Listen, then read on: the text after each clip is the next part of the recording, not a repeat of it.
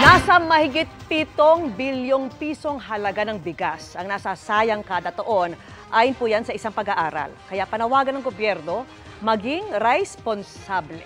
At nakatutok si Mariz Umali.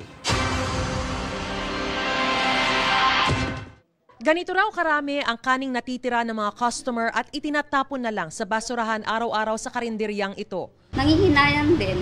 Bakit? Kasi marami rin naman ang nagugutom na mga bata or salansangan na yung kinakakain ng maayos. Pero kahit si Christy na nanghihinayang na sa di nauubos na kanin sa kanilang karinderya, aminadong pati siya hindi maiwasang magtira. Minsan kasi yung parang gutom na gutom ka pero pag nabibigla na yung tiyan mo sa pagkain, hindi mo na rin nauubos. Si Anharot ba to? Hindi maiwasan talaga na di maubos. Anharot! Nandito ka na pala sa Pilipinas, hindi mo sinabi. Sa Philippine Rice Research Institute, 2 kutsara ng kanin ang nasasayang ng kada tao araw-araw. Katumbas daw ito ng 7.2 billion pesos na kaya na sanang magpakain sa aabot sa 2.5 na milyong Pilipino kada taon. Marami kasi yung sabi nga natin takaw mata. So the campaign says, get only what you need. And in what we have done in the past was to encourage a half-cup serving as default. Meron na po tayong 46 na ordinances ng half-cup.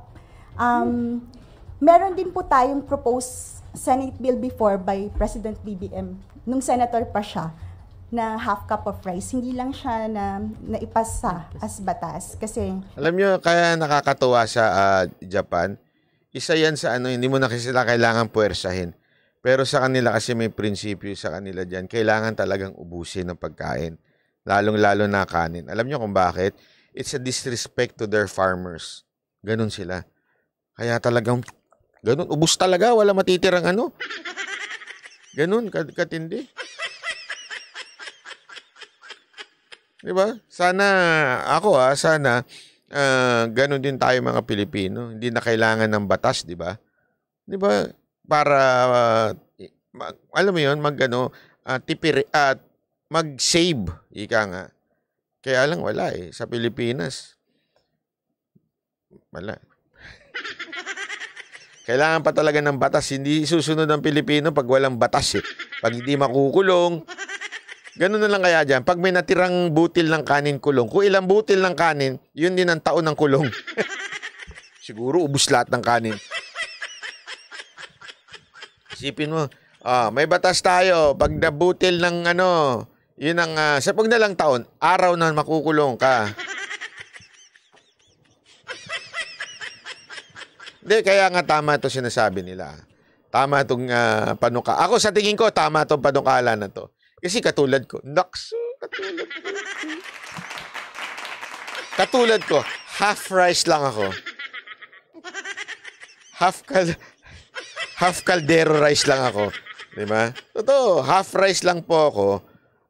Siyempre, kailangan ko kumain ng buo. Kaya tuloy tumataba ako. Pero ako gusto ko lang talaga half rice. Sana magkaroon talaga ng kasi nakakagulat yan kasi dati pala si Marcos daw nung senador pa siya may bill siya na na half rice lang. At least ngayon presidente ka na. Baka naman pwede mo i-push to. tabunan siya. Pero half rice cooker, yun pwede. ayun, we'll try to revive that and to have another Senate bill. Ganito nga ang ginagawa ngayon ni Tatay Benny at Chester. Ang ginagawa ko, order lang ako ng half rice. Pag nabitin, order ulit ako ng half rice. Hindi ko masyadong naaksayang kanin. Health reasons na rin para kasi diabetic family. So, binawasan ko na since Pwede ba 1/4 rice? Randel Bunagan, gusto ko may half rice dyan sa San Francisco. Pag wala, magsaing ka na sa bahay nyo. Dalhin mo na lang, isupot mo para pagka kumain tayo ng hamburger, tanggalin natin tinapay, kainin natin yung rice. Age na rin ako, so mas maganda na rin kung konti na lang yung rice ko na kinakain.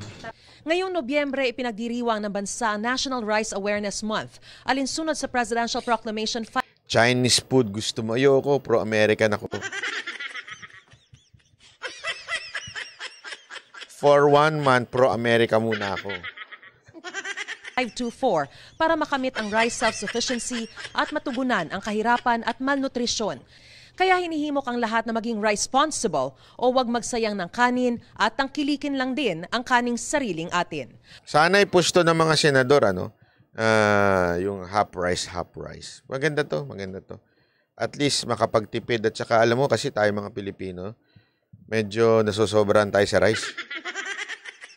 Minsan, pagkatas ng rice, kakain pa tayong tinapay. Pagkatas ng kain ng tinapay, may dessert pa tayo. Parang si Banat ba yun?